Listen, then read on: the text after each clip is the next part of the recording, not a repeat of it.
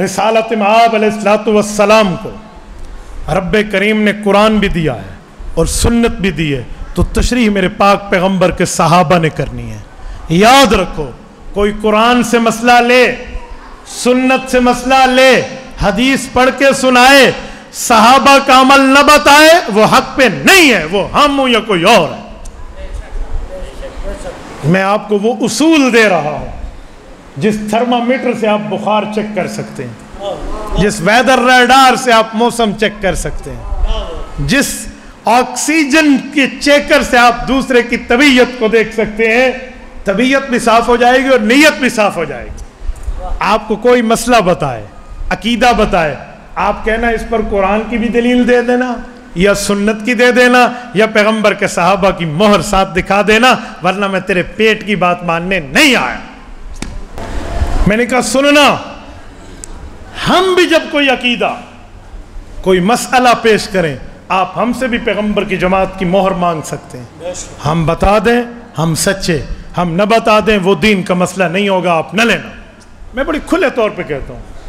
اب مسئلہ یہ ہے، جب ہم یہ جملہ کہتے ہیں تو لوگ کیا کرتے ہیں؟ آؤ میں ایک دو باتیں آپ کے سامنے رکھتا ہوں۔ ایک شخص نے ہم سے پوچھا، مولانا آپ کئی حدیثوں پہ عمل کرتے ہیں، اپنی من پسند کچھ حدیثیں رسول اللہ کی چھوڑ جاتے ہیں۔ میں نے کہا بھائی کوئی مثال پیش کر سکتے ہو تاکہ مجھے بھی پتہ چلے، میں کوئی حدیث پہ عمل کرتا ہوں اور حدیث ٹھیک ہو اور صحیح ہو اور قابل عمل اور میں چھوڑ دوں، دکھا دو۔ کہتے جب آپ نیت کرتے ہیں ہاتھ کہاں تک اٹھاتے ہیں؟ میں نے کہا جی کانوں کی لو کے برابر۔ کہتے حدیث پاک میں تو کندھوں کا لفظ بھی ہے نا، اور ایک مجروح جرح والی روایت اس نے پیش کی کہ سینے کا لفظ بھی تو ہے نا کہ سینے تک ہاتھ اٹھاؤ، حیا صدرئی، حیا لمن کی بئی، حیا لعذنئی، یہ روایتیں تو تینوں ہیں۔ میں نے کہا پھر آپ کہنا کیا چاہتے ہیں؟ کہتے ہیں آپ نے صرف ایک حدیث لی ہے، دو کو چھوڑ دیا ہے، تو میں کیسے مانوں تمہیں رسول اللہ سے پیار ہے؟ میں نے کہا بھائی بات پوری ہو گئی؟ کہتے جی ہاں۔ میں نے کہا پیار بھی ہے اور اللہ نے علماء احناف کو عقل بھی دی ہے۔ کہتے عقل کا کیا مطلب؟ میں نے کہا میں ابھی دو جملے کہوں گا، عقل اور بے عقل کا فرق بھی آ جائے گا۔ امام ابو حنیفہ رحمہ اللہ صحابہ کے شاگرد ہیں، اللہ نے انہیں علم بھی دیا ہے، محبت رسول بھی دی ہے اور عقل بھی دی ہے۔ امام ابو حنیفہ نے تیرے مطابق جب تو نے 3 روایتیں پیش کر دی، میں سمجھائے دیتا ہوں، گویا ان تینوں کو سامنے رکھا، بھائی سینے تک اٹھائیں، کندھے تک اٹھائیں یا لو تک اٹھائیں کانوں کی، تو کیا کریں؟ تم لوگوں نے تو ایک لی، کبھی یہ لی کبھی یہ لی۔ امام ابو حنیفہ کسی حدیث کو چھوڑنا نہیں چاہتے تھے، وہ چاہتے تھے کوئی ایسی ترتیب ہو کہ حضور پاک کی کوئی حدیث چھوٹے نہیں، سب پہ عمل ہو جائے۔ تو پھر کیسے ہو؟ کبھی ادھر ادھر ادھر۔ تو امام صاحب نے ترتیب بتا دی کہ جب آپ لوگ ہاتھ اٹھائیں گے نا، یوں آپ گزاریں گے سینے سے پہلی حدیث پہ عمل، کندھے سے گزاریں گے دوسری حدیث پہ عمل، کانوں کی لو کے برابر رکھیں گے تینوں حدیثوں پہ عمل۔ اللہ نے محبت بھی دی ہے، عقل بھی دی۔ اب بتا تو کون سے مسئلے پہ ٹھہرا ہے؟ اب اس نے بغلیں جھانکنی ہیں۔ میں نے کہا بیٹا فرق یہ ہے کہ تجھے اکابر کا بغض ملا ہے، ہمیں اکابر کا علم ملا۔ سیدنا علی المرتضیٰ رضی اللہ عنہ کے پاس ایک شخص آیا اور نے کہا جی میرا جیب دیکھیں بڑی گرم ہے، بڑے پیسے ہیں، یہ مال ہے، یہ درہم ہے، یہ دینار ہے۔ حضرت علی نے فرمایا رضینا قسمت الجبار فینا لنا علم وللجہال مال فإن المال فانی عن قریب فإن العلم باقی لا یزال۔ کہا میرے مولا علی تیرا شکر ادا کرتا ہے، تو نے ہمیں علم دیا، دنیا داروں کو مال دیا ہے۔ علم خرچ کرنے سے بڑھتا ہے اور مال خرچ کرنے سے گھٹتا ہے۔ میں نے کہا بھائی تجھے صرف بغض ملا ہے، یاد رکھنا، اس لیے بغض عقل کے اوپر پردہ ڈال دیتا ہے، یہ بغض عقل کو بند کر دیتا ہے، اور پھر سمجھ نہیں آتی بندے کو وہ کیا کہہ رہا اور کیا بول رہا۔ مجھے کہتے ہیں اچھا ٹھیک ہو گیا، ایک بات مزید کروں؟ میں نے کہا جی بڑے شوق سے۔ آپ نماز پڑھتے ہیں؟ میں نے کہا جی میں پڑھتا ہوں الحمدللہ۔ با جماعت یا بے جماعت؟ میں نے کہا الحمدللہ کوشش تو با جماعت کی ہوتی ہے، مجبوری میں رہ جائے تو کبھی اکیلے بھی پڑھ لیتے ہیں۔ مسئلہ کیا ہے؟ کہتے ہیں جب آپ جماعت سے نماز پڑھتے ہیں تو آپ سورۃ فاتحہ مقتدی بن کے پڑھتے ہیں؟ میں نے کہا جی نہیں، میں تو مقتدی بن کے نماز میں سورۃ الفاتحہ نہیں پڑھتا۔ کہتے ہیں حدیث پاک میں تو ہے پڑھنی چاہیے۔ میں نے کہا جی بالکل حدیث پاک ہے پڑھنی چاہیے، لیکن مسئلہ یہ ہے کہ وہ حدیث پاک سمجھائے گا صحابی یا سمجھائے گا وہابی؟ فرق ہے۔ اگر پیغمبر کا صحابی سمجھا دے تو وہ لے لیں یا وہابی سمجھا لے وہ لے لیں، اسے سمجھ نہ آئی۔ میں نے کہا اچھا تم بات پوری کر لو پھر میں بھی جملہ کہہ دوں گا، معاملہ ٹھیک ہو جائے گا۔ مسئلہ کیا ہے؟ کہتے حدیث پاک میں ہے لا صلاۃ لمن لم یقرأ بفاتحۃ الکتاب، سورۃ فاتحہ نہیں پڑھو گے نماز نہیں ہوگی۔ میں نے کہا حدیث ہے، سچی ہے، صحیح ہے، میرے ایمان کا محور ٹکڑا، میری آنکھ میرے سر پر قابل احترام ہے، بالکل ٹھیک ہے، مجھے تو کوئی آبجیکشن نہیں ہے۔ کہتے پھر آپ پڑھتے امام کے پیچھے کیوں نہیں ہیں؟ میں نے کہا میرا بیٹا حضور نے صرف اتنا فرمایا نماز سورۃ فاتحہ کے بغیر نہیں ہوتی، تو نے خود مطلب نکالا، میں نے صحابی سے پوچھا، آؤ یہی حدیث صحابی سے سمجھ لیتے ہیں۔ جامع ترمذی اٹھائیں، حدیث پاک کی کتاب ہے، ابواب الصلاۃ اٹھائیں، حضرت جابر رضی اللہ عنہ کی صحیح سند سے بات موجود ہے۔ امام ترمذی فرماتے ہیں حضرت جابر رضی اللہ عنہ پیغمبر کے صحابی گویا حدیث سنا رہے، گویا مجمع شاگردان نے پوچھا نماز نہیں ہوتی سورۃ فاتحہ پڑھے بغیر؟ صحابی نے کہا جی ہاں، ہمارے پاک پیغمبر کا فرمان۔ کا کیا مطلب؟ فرمایا انما اذا کان وحدہ، یہ اکیلے نمازی کو حکم ہے، مقتدی کو نہیں ہے۔ صحابی سے پوچھے تو مطلب صاف، وہابی سے پوچھے تو گڑبڑ۔ اسی صحابہ تو پوچھ رہے سانو وہابی تو پوچھن دی لوڑ کوئی نہیں۔ میں نے کہا لڑنے کی کیا بات، بڑے پیار سے محبت سے کھلے ہوئے چہرے کے ساتھ بھی تو مسئلہ پوچھا سمجھایا جا سکتا ہے۔ کہتے ہیں اچھا ایک بات اور ہے۔ میں نے کہا جی۔ کہتے ہیں سورۃ فاتحہ کے بعد آمین کا نمبر ہے۔ میں نے کہا جی بالکل، میں نے تو کبھی نہیں دیکھا آپ نے حدیث پہ عمل کیا ہو اور آمین اونچی کہی ہو۔ میں نے کہا کیا مطلب؟ آمین اونچی کہنی چاہیے؟ ہاں حدیثیں ہیں۔ میں نے کہا بسم اللہ پڑھ دیں، بسم اللہ شاباش، آپ حدیث سنائیں، اللہ راسی والے میں تو مان لوں گا، مجھے تو کوئی آبجیکشن نہیں ہے۔ کہتے ہیں حدیث پاک میں جامع ترمذی میں حضرت وائل ابن حجر رضی اللہ عنہ راوی ہیں، رسول اللہ نے نماز پڑھائی وَمَدَّ بِهَا صَوْتًا فَقَالَ آمین وَمَدَّ بِهَا صَوْتًا، آمین اونچی کہی۔ میں نے کہا بالکل ٹھیک ہے۔ اسی کے ساتھ ایک اور حدیث بھی ہے اور یہی صحابی راوی ہیں، وہ فرماتے ہیں فَقَالَ آمین وَخَفَضَ بِهَا صَوْتًا، حضور نے آمین کہی اور آہستہ کہی۔ کہتے ہیں حدیث یہ بھی ہے۔ میں نے کہا پھر ایک بات کہوں، جب آہستہ کی بھی حدیث ہے اونچی کی بھی حدیث ہے، میں نے تو تجھے پابند نہیں کیا، تو آہستہ کہہ، تو مجھے کیوں فورس کر رہا ہے میں اونچی کہوں؟ جب مسئلہ دونوں میں حدیث سے ثابت ہے، اخلاقاً تو تجھے چپ کر جانا چاہیے تھا۔ اخلاقی طور پہ تو objection بنتا ہی نہیں ہے، اعتراض بنتا ہی نہیں تھا، لیکن تو نے پھر بھی سوال جڑ دیا۔ مجھے لگتا ہے تجھے علمی ایزی لوڈ کا شوق ہے، چلو میں تیرا شوق گھر تک پہنچائے دیتا ہوں۔ میرے بھائی یہ تو بتا، حضور پاک نے جب اونچی آمین کہی، حضور مقتدی تھے یا امام تھے؟ نہیں سمجھے؟ نہیں سمجھے؟ سمجھاتا ہوں۔ جب حضور نے آمین اونچی کہی نماز میں، مقتدی تھے یا امام تھے؟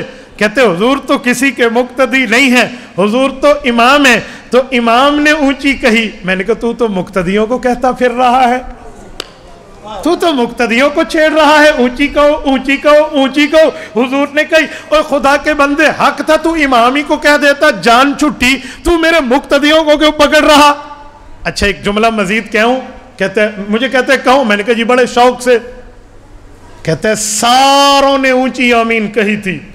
میں نے کہا یہ اس حدیث میں تو نہیں ہے، بخاری میں۔ میں نے کہا بسم اللہ، صحیح بخاری شریفہ پیش فرمائے۔ کہاں ہے؟ ہم بھی دیکھیں، بڑے بول سے رب بچائے، حضرت موجود ہیں، میں حضرت کے فیض سے عرض کرتا ہوں، ہم نے صحیح بخاری پڑھی بھی ہے اور پڑھائی بھی ہے، 100 میں سے 100 نمبر لے کر میں بات کر رہا ہوں۔ بسم اللہ جملہ پیش کر، مجھے کوئی ڈر نہیں ہے کہ صحیح بخاری سے روایت ڈھونڈنی کیسے ہے۔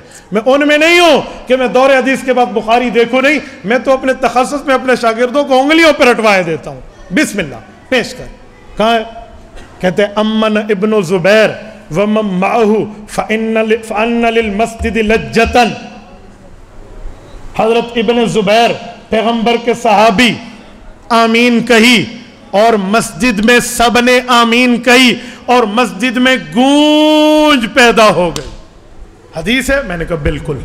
سچی ہے؟ میں نے کہا سچی ہے. صحیح ہے؟ میں نے کہا صحیح ہے. اجی پھر آپ کیوں نہیں کہتے؟ میں نے کہا ایک منٹ اس حدیث میں دکھا دے کہ نماز میں آمین کہی. پوری حدیث میں نماز کا لفظ نہیں ہے. خدا کے بندے یہ تو دعا والی آمین ہے. میں کہتا ہوں اللہ سب دوستوں کو مدینہ لے جائے. فَإِنَّ لِلْمَسْجِدِ لَجَّةً مسجد گونج اٹھی. نماز کہاں ہے؟ اس میں تو نماز کا لفظ نہیں ہے. میرے بھائی مجھے لگتا ہے جب استاد تیرا یہ حدیث پڑھا رہا تھا تو پیشی کی چھٹی پہ گیا ہوا تھا. ہاں تو نے تو جملہ سمجھا ہی نہیں تھا. آج استاد جی کیتی ہیں بڑا زور دایا کھلوتے ہیں. کوئی اے چکر ہونا ہے.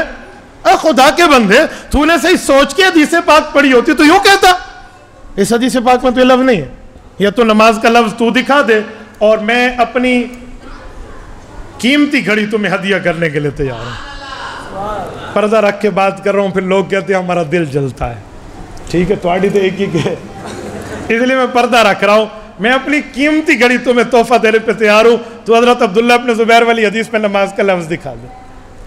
کہتے واقعی نماز تو نہیں ہے. اچھا میں نے کہا ایک بات اور کہوں. کہتے جی ہاں.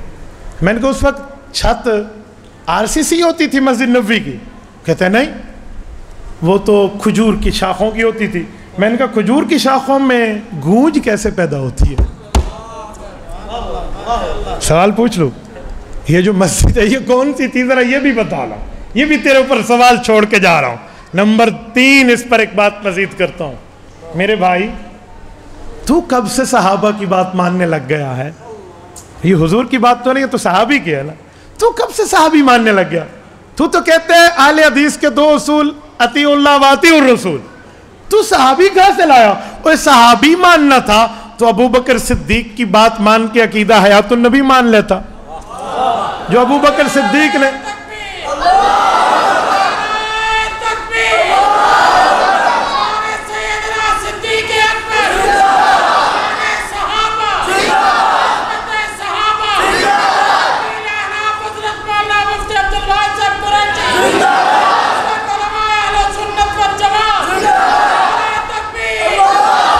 میں نے کہا صحیح بخاری جلد اول کتاب المناقب باب مناقب ابی بکر صفحہ 517 قدیمی کتب خانہ کراچی کی ورقے کی بائیں سائٹ کی روایت ہے.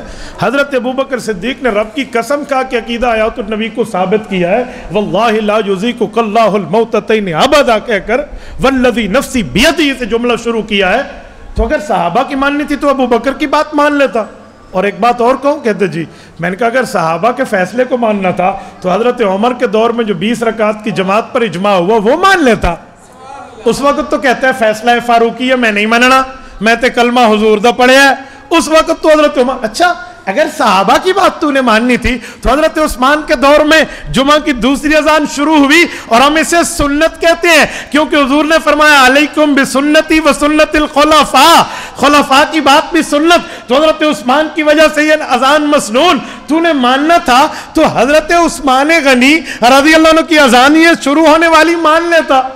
اگر صحابہ کے ماننے کا اتنا شوق تھا تو حضرت علی المرتضیٰ رضی اللہ عنہ نے فقہ کی بات کی ہے فقہا کی بات کی ہے تو فقہ مان لیتا. حضرت علی فرماتے ہیں موجم میں امام طبرانی روایت لائے ہیں میں نے اللہ کے رسول سے پوچھا ان نزل بنا امر فلیس فیہ بیان امر ولا نہی فماذا تأمرنا. اللہ کے رسول آپ دنیا چھوڑ جائیں آپ کے بعد کوئی ایسا حکم آئے ایسا مسئلہ آئے جس میں آپ کا حکم بھی نہ ہو آپ کی منع بھی نہ ہو ہم کیا کریں؟ حضور نے فرمایا امت کو پیغام دینا تو شافرون العابدین والفقہاء یہ نیک لوگوں سے فقہاء سے جا کر علماء سے جا کر مسئلے کا حل نکالنا اس پہ عمل کرنا اللہ رب العزت راضی ہو جائے گا.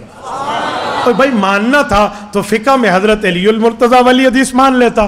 اگر صحابہ کرام کا تجھے اتنا ہی شوق تھا تو صحیح بخاری میں امام بخاری نے باب قائم کیا ہے. حضرت معاویہ بن ابی سفیان رضی اللہ عنہما کی روایت موجود ہے من یرید اللہ بہ خیرا یفقہہ فی الدین. فرمایا لوگوں دنیا میں اس آدمی کی زیارت کرنا چاہتے ہو جس آدمی کے ساتھ اللہ نے بھلائی کا خیر کا اچھائی کا معاملہ طے کیا ہے جی جی اللہ کے رسول ہم تو اس شخص کی زیارت کرنا چاہتے ہیں جس کے ساتھ اللہ نے بھلائی کا، اچھائی کا، خیر کا معاملہ طے کر لیا ہے۔ فرمایا یفقہہ فی الدین، جو دین کا فقیہ ہو، علم فقہ سکھائے، اللہ کے ساتھ اس کا یہ معاہدہ ہے، اس کی زیارت کر لو۔ امام بخاری تو حدیث دے رہے ہیں اگر تجھے صحابہ کی بات ماننے کا اتنا ہی شوق تھا تو آپ حضرت معاویہ رضی اللہ تعالی عنہ کی بات کو مان لیتے، آپ کو یہ کیوں نظر نہیں آیا؟ اور میرے بھائی اگر آپ کو صحابہ کرام رضی اللہ عنہ اجمعین کی اتنی بات تھی تو آپ اپنے دو اصولوں کے ساتھ ایک اصول اور بلا دیتے کہ ہم حضور کی بھی مانیں گے، اللہ کی بھی مانیں گے، حضور کی جماعت کی بھی مانیں گے۔ لیکن تو نے حضور کی جماعت والا اصول نہیں رکھا، جہاں اپنا مسئلہ سیدھا کرنا ہو صحابی کی بات ہے، اور جہاں مسئلے میں پھنسے جی نہیں ہم نے کلمہ اللہ کے رسول کا پڑھا ہے، اور دو رنگی چھوڑ یک رنگ ہو جا، موم یا سراسر سنگ ہو جا۔ دو باتیں تو نہیں ہوں گی نا، ایک ہی بات ہوگی، اور ایک ہی بات پیش کرنا، ایک بات پیش کرنے سے تیرا معاملہ سارے کا سارا بالکل صاف پاک ہو جاتا، کسی قسم کو کوئی اعتراض نہ رہتا۔ لیکن بھائی تجھے دو نمبری کی لت پڑ چکی ہے، اس لت سے نکل اور نیت کو صاف کرنا سیکھ۔ نعرہ تکبیر، ختم نبوت، عظمت صحابہ، ہر صحابی نبی۔ یہ میں نے جملہ کیوں کہا؟ صرف اس بات کو سمجھانے کے لیے کہ میرے یہ گھر کے معاملات ہیں، یوں میں گھر ہی سے چلا ہوں، اور اس طرح میرے دوستو میں نے تنقیدی نظر سے علماء دیوبند، علماء احناف کو دیکھا ہے۔ رب کریم نے آج مجھے ہدایت دے کر آپ کے سامنے بٹھایا، اس لیے میرے لیے ایشو نہیں ہے، کوئی پرابلم نہیں ہے، اس پر کوئی گفتگو، کوئی مسئلہ نہیں ہے۔ یقین مانیے اس پر تو ہمارے بچے بھی بات کر لیتے ہیں۔ بیت اللہ میں ٹھہرے تھے نا، تو کسی نے کہا جی ٹانگیں اتنی پھیلاؤ نماز میں۔ ایک بچے نے جو علماء حق کے بیانات سنتا ہے نا، اس نے کہا بابا جی ادھر آ، اتنی ٹانگیں پھیلائیں؟ کہتے جی ہاں۔ تو اس نے کہا امت تو حضور کی ہیں، ملت کس کی ہیں؟ تو وہ بابا جی کہتے ہیں کہ وَاتَّبِعْ مِلَّتَ إِبْرَاهِيمَ حَنِيفًا، ہم ملت تو حضرت ابراہیم کی ہیں۔ انہوں نے کہا مقام ابراہیم بیت اللہ کے آگے ٹھہرا ہے، حضرت ابراہیم کے پاؤں کا فاصلہ دیکھتے ہیں کتنا ہے۔ یہ نظر نہیں آتا، اللہ آپ کو لے جائے، اب مقام ابراہیم پہ جائیے، بیت اللہ کے بالکل کوئی 20 سے 15-25 فٹ کا فاصلہ ہے، سم تھنگ اس کے قریب ہے، مقام ابراہیم موجود ہے۔ وَاتَّخِذُوا مِن مَقَامِ إِبْرَاهِيمَ مُصَلًّى، حضرت ابراہیم کے دونوں پاؤں کے درمیان اتنا ہی فاصلہ ہے جتنا امام ابو حنیفہ کا فتویٰ ہے۔ یار کیسا ابو حنیفہ، صداقت ابو حنیفہ، شجاعت ابو حنیفہ۔